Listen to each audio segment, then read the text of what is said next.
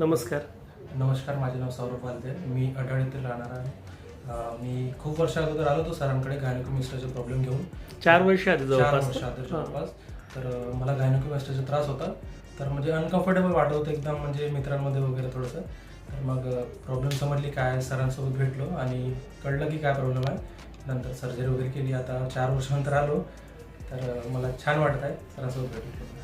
मला पण खूप छान वाटतंय 4 वर्षांतर भेटायला आला आणि आपण फोटो पण घेतलेत. एकदमच छान आहे, शेप पण चांगला आहे, कशाचा स्कार दिसतच नाही नाही, आहे बिलकुल. की काही केलं आहे असं कोणी म्हणू पण शकणार नाही आहे. बरोबर. आणि तुझा कॉन्फिडन्स दिसतोच आहे आम्हाला चेहऱ्यावर.